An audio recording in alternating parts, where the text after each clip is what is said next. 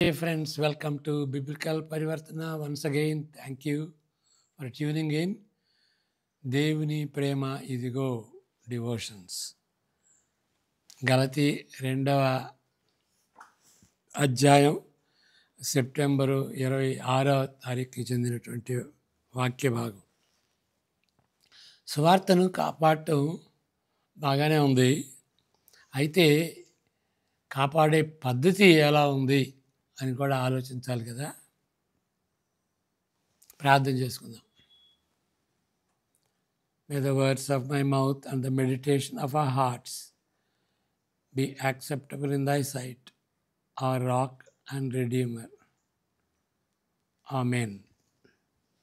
గలతీ 2వ అధ్యాయం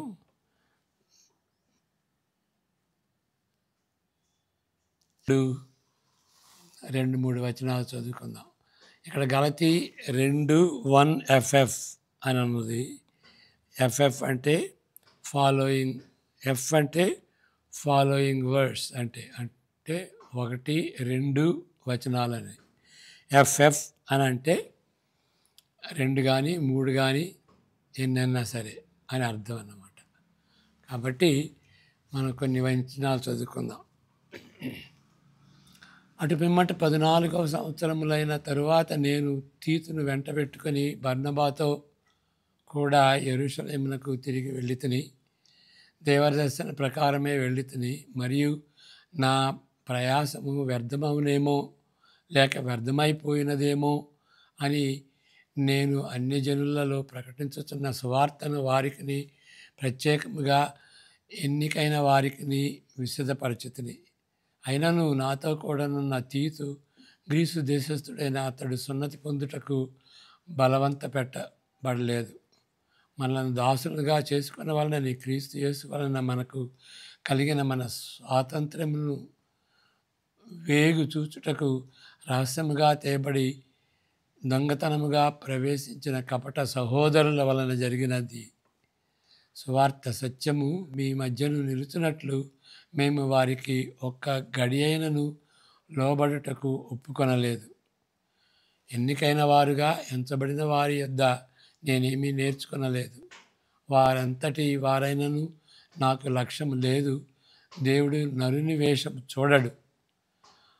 ఆ ఎన్నికైన వారు నాకేమీ ఉపదేశింపలేదు. అయితే సున్నతి పొందిన వారికి బోధించుటకై సువార్త పేతురును కేలాగు అప్పగింపబడినో అలాగూ సున్నతి పొందని వారికి బోధించుటకై నాకు అప్పగింపబడినని వారు చూచినప్పుడు, అనగా సున్నతి పొందిన వారికి అపోస్తలుడవుటకు పేతురునకు సామర్థ్యం కలుగజేసిన వాడే అన్యజనులకు అపోస్తలుడనవుటకు నాకును సామర్థ్యం కలుగజేసినని వారు గ్రహించినప్పుడు, స్తంభములుగా ఎంచబడిన యాకోబు, కేఫా, యోహాను అనువారు నాకు అనుగ్రహింపబడిన కృపను కనుగొని, మేము అన్యజనులకును తాము సున్నతి పొందిన వారికిని అపోస్తలుగా ఉండవలనని చెప్పి తమతో పాలివారమగుటకు సూచనగా నాకును బర్నబాకును కుడి చేతినిచ్చిరి. చాలు. ఈ గలతీ 1 తర్వాత వచనాల్లో ఉద్దేశాన్ని వ్యాఖ్యాతలు ఈ విధంగా అర్థం చేసుకుంటారు. కొంతమంది ఈ విధంగా అర్థం చేసుకుంటారు. ఏ విధంగా అర్థం చేసుకుంటారంటే, మరి కొన్ని సంవత్సరాల తర్వాత పౌలు యెరూషలేముకు వచ్చి తాను అన్యజనుల మధ్య ప్రకటిస్తున్న సువార్త సరి అయినదో కాదో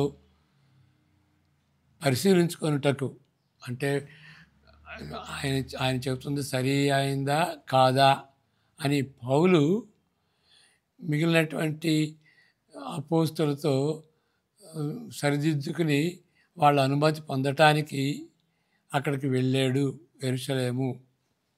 అపోస్తలుల యొద్దకు వేరే నాయకుల వద్దకు వచ్చినట్లు పౌలు చెప్పుచున్నాడు. అవును, తాను ఏకాంతముగా వెళ్ళిన మాట నిజమే, కానీ ఏకాంతంగా వెళ్ళాడు. కానీ పందెములో వృధాగా పరిగెత్తుతున్నాడేమో అని భయపడుతున్నాడు. దీన్ని బట్టి పౌలు మనసులో అంతకుముందు అధ్యాయంలో నటించినట్లు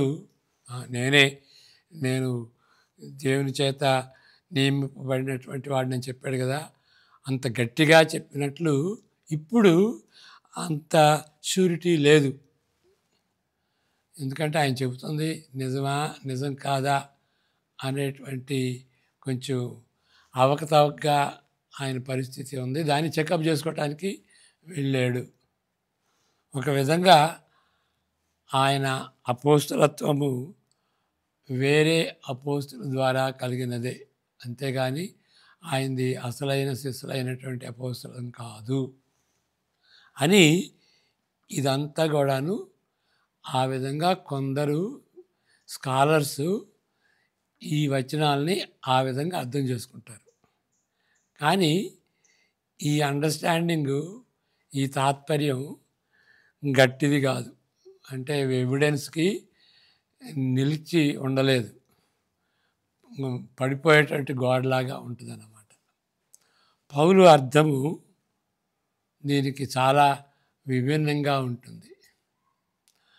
ఆందోళనకారులు, యాజిటేటర్స్ గలతీ క్రైస్తవులపై దాడి చేసిన వారు. కొంతమంది బయట నుండి వచ్చి గలతీలో ఉన్నటువంటి, అంటే గలతీ అంటే ఒక పట్టణం కాదు, ఆ డిస్ట్రిక్ట్, అక్కడ ఉన్నటువంటి క్రైస్తవులపై దాడి చేశారు. వాళ్ళు బయట నుండి వచ్చిన యెరూషలేము నాయకుల అధికారంతో వాళ్ళు వచ్చారన్నమాట. బయట నుండి వచ్చారు. అయితే యెరూషలేము నాయకులు అథారిటీ ఉన్నది అని అలాంటి పత్రాలు ప్రొడ్యూస్ చేసుకుని వాళ్ళు వచ్చారు. అసలైన అపోస్తుల మద్దతు కలిగినట్లుగా వాళ్ళు చెప్పుకుంటున్నారు. అసలైనటువంటి అపోస్తులు వాళ్ళండి, వాళ్ళ అధికారంతో మేము చెప్తున్నాము అని గలతీ క్రైస్తవులపై దాడి చేస్తున్నారు వీళ్ళు. అలాంటి వ్యక్తులు ఆయనను వెంటాడినట్లు అపోస్తుల కార్యాల్లో ఆధారాలు మనం చూస్తాం. అంటే కొంతమంది యూదులు వచ్చేసేసి ఇక్కడ సున్నతి చేయించుకోవాలి, ఏంటి ఈయన వేరే బోధ చేస్తున్నాడు అని చెప్తారు కదా. అలాంటివి వాటిని మనం అపోస్తల కార్యాల్లో చూస్తాం. కాబట్టి పౌలు యెరూషలేము వెళ్ళినప్పుడు తన సువార్తను మార్చుకొనుటకు కానీ వారి చేత తన సువార్తను ధృవీకరించుకోవటం కాదు. కానీ ఎందుకు వెళ్ళాడు మరి? ఆయన సరిగా చెప్తున్నాడో లేదో టాలీ చేసుకోవటానికి వెళ్ళటం లేదు. కానీ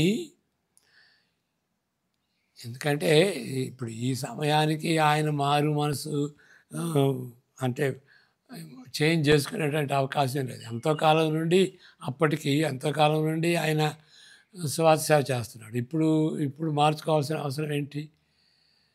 కాబట్టి అది ఆ కారణం అది కాదు, ఆ మోటివేషన్ అది కాదు, ఆ ఉద్దేశంతో వెళ్ళలేదు. కాబట్టి ఆయన ఇప్పుడు పందాన్ని మార్చుకుంటాడు, ఆయన చెబుతుంది రైటా కాదా అనే దాన్ని చెకప్ చేసుకోవడానికి కాదు. మరి ఎందుకు వెళ్తున్నాడంటే ఆయన ప్రకటిస్తున్న సువార్తను యెరూషలేము నాయకులు అపార్థము చేసుకోనకుండా, ఆయన చెబుతుంది వాళ్ళు అపార్థం చేసుకోకూడదు, దానిని నిర్ధారించుకున్నటకు వెళుతున్నాడు. ఈ కపట సహోదరులు, బయట నుండి వచ్చినటువంటి కపట సహోదరులు ఏ పొత్తు పెట్టుకొన వాళ్ళతో బయట నుండి వచ్చి వాళ్ళు యెరూషలేము నాయకుల యొక్క అధికారంతో వచ్చామని ఏ విధంగా కపట మాటలు చెప్పి ఉన్నారో వాళ్ళతో ఈ యొక్క అసలైనటువంటి అపోస్తలులు పొత్తు పెట్టుకోవద్దు అని వాళ్ళని హెచ్చరించడానికి యెరూషలేము వెళుతున్నాడు. అంతేగాని వాళ్ళని సరిదిద్దటానికి, అంతేగాని ఈయన్ని తనను తాను సర్దుపుచ్చుకోవడానికి వెళ్ళలేదు. ఎందువలన అనగా అన్యుల మధ్య పౌలు చేస్తున్న పరిచర్యను ధ్వంసము చేయుటకు యెరూషలేము నాయకులను అన్యాయంగా వాడుకుంటున్నారు. వాళ్ళు ఏదో వాళ్ళ అధికారంతో వచ్చినట్టుగా అనుకుని ఇప్పుడు పౌలు చేస్తున్న పరిచర్యను ధ్వంసం చేయడానికి పూనుకున్నారు. క్లుప్తంగా చెప్తే తన ప్రయాసము వ్యర్థము కాకుండానట్లు తగిన చర్య ఆయన తీసుకుంటున్నాడు. ఏంటి అని అంటే కపట సహోదరుల వేషాలను వారి ప్రభావాన్ని రద్దు చేయుటకు తగిన చర్యలు పౌలు తీసుకుంటున్నాడు. అది వ్యర్థం కాకుండా ఉండటానికి ఆయన ఒక ముందడుగు వేసి ఏదో చేయాలి, లేకపోతే నాశనం అయిపోద్ది నేను చేసినటువంటిది అని. యెరూషలేము సభ కౌన్సిల్ సాధించినది ఇదే. అపోస్తల కార్యం 15లో మనం చూస్తాం కదా, ఒక యెరూషలేము సభలో అక్కడ యేసుక్రీస్తు యొక్క తమ్ముడైనటువంటి యాకోబు నాయకత్వం క్రింద యెరూషలేము సభ జరిగింది. మరి పౌలు చెప్పిన దాన్ని, పేతురు చెప్పిన దాన్ని విని అది ఏమంటారు, ఆయన ఒక నిర్ణయం తీసుకుంటాడు. క్రైస్తవులు, అన్యుల బ్యాక్గ్రౌండ్ వచ్చినటువంటి క్రైస్తవులు సున్నతి పొందనవసరం లేదు, ధర్మశాస్త్రాన్ని అవసరం లేదు అని కన్క్లూజన్ తీసుకొచ్చి ఆ చర్చెస్ అందరికీ ఆ కమ్యూనికేషన్ పంపించారు. అదే కాబట్టి ఆ సభ జరిగింది కూడా అందుకే. నిజానికి మిగిలిన కొంతమంది అపోస్తలుల కంటే సువార్త యొక్క అనుసంబంధాన్ని త్వరితంగా పౌలు సాధించగలిగాడు. అంటే నిజంగా సువార్తలో ఉన్నటువంటి ఆ యొక్క ఇంప్లికేషన్ ఏంటి అని మరి పేతురు కంటే కూడాను తర్వాత తర్వాత నియమించబడినటువంటి అపోస్తలుడైనటువంటి పౌలు ఇంకా దాన్ని త్వరగా అర్థం చేసుకోగలిగాడు. ఓకే, కాబట్టి గలతీ 2:11-14 చదువుదాం. దాన్ని బట్టి గ్రహించగలం. ఎందుకంటే ఆయన పేతుర్ని అపోస్తలుడైన పౌలు గద్దించాడు కదా. అంటే ఈ పౌలు అర్థం చేసుకోలేదు, పౌలు అర్థం చేసుకున్నాడు, ఆయన అర్థం చేసుకోలేదు సరిగా. దాని ఇంప్లికేషన్స్ నీకు అర్థం కాదయ్యా, నువ్వేమో ఇంతవరకు అన్యులు మరి యూదులు ఉన్న ప్రభు బల్ల అందరికీ పంచిపెట్టావు. ఆ కంబైన్డ్గా ఉన్నటువంటి కాంగ్రిగేషన్కి నువ్వు పంచిపెట్టావు. ఇప్పుడేమో సపరేట్ అయ్యావు, యూదులకి సపరేట్గా నువ్వు బలని ఇస్తున్నావు, ప్రభు బలని ఇస్తున్నావు. దాని కాంప్లికేషన్స్ ఏంటో తెలుసా? యేసుక్రీస్తు పడగొట్టినటువంటి మధ్య గోడల్ని, యూదులకి అన్యులకి ఉన్నటువంటి మధ్య గోడల్ని నువ్వు కడుతున్నావు, నీకు తెలుసా అని మరి ఆయన్ని గద్దించాడు అన్నమాట. ఎవరు? పౌలు పేతుర్ని గద్దించాడు. చదువుదాం 11-14 వరకు. అయితే కేఫా అంతియొకకు వచ్చినప్పుడు అతడు అపరాధిగా తీర్చబడేను కనుక నేను ముఖాముఖిగా అతనిని ఎదిరించితిని. ఏలయనగా యాకోబు నద్ద నుండి కొందరు రాక మునుపు అతడు అన్యజనులతో భోజనం చేస్తుండను. కానీ వారు రాగానే, యెరూషలేము నుండి ఆ మెసెంజర్స్ రాగానే సున్నతి పొందిన వారికి భయపడి వెనుక తీసి వేరైపోయాను. తక్కిన యూదులను అతనితో కలిసి మాయవేషము వేసుకుని కనుక బర్నబా కూడా వారి వేషధారణము చేత మోసపోయాను. వారు సువార్త సత్యము చొప్పున క్రమముగా నడుచుకొనకపోవుట నేను చూచినప్పుడు అందరి ఎదుట, అంటే బహిరంగంగా అందరి ఎదుట కేఫాతో నేను చెప్పినదేమనగా, నీవు యూదుడవై ఉంటివి, యూదుల వలె కాక అన్యజనుల వలనే ప్రవర్తించుచుండగా అన్యజనులు యూదుల వలె ప్రవర్తింపవలనని ఎందుకు బలవంతం చేస్తున్నావు? చూసారా ఆ లాజిక్? ఆ విధంగా ఆయన్ని గద్దించాడు. ఈ సంఘర్షణల వలన వేధించే ప్రాముఖ్యమైన థియాలజికల్ సిద్ధాంతాలు చాలా ఉన్నాయి. ఈ విధంగా ఎందుకు, ఏ విధంగా, ఎందును బట్టి ఆయన గద్దించాడు అనేది థియాలజికల్గా చాలా ఉన్నాయి. కానీ ఈ సందర్భంలో అవి కాకుండా ఒక ప్రాక్టికల్గా ఆచరణాత్మకమైన విషయంపై కేంద్రీకరించుదాం. ఏంటి అంటే, సువార్త పక్షమున వాదించుట తగినదైనప్పటికీ ఆ తర్క వివాదములో కొన్ని సరైన పద్ధతులు ఉంటాయి, మరికొన్ని సరికాని పద్ధతులు ఉంటాయి. పేతురు ప్రవర్తన సువార్తకు వ్యతిరేకంగా ఉండుటే గాక అది బహిరంగంగా కూడా ఉంటుంది, పబ్లిక్గా ఉంటుంది పేతురు చేసినటువంటి పని. కాబట్టి పౌలు కూడా బహిరంగంగానే ఆయన్ని గద్దించాడు.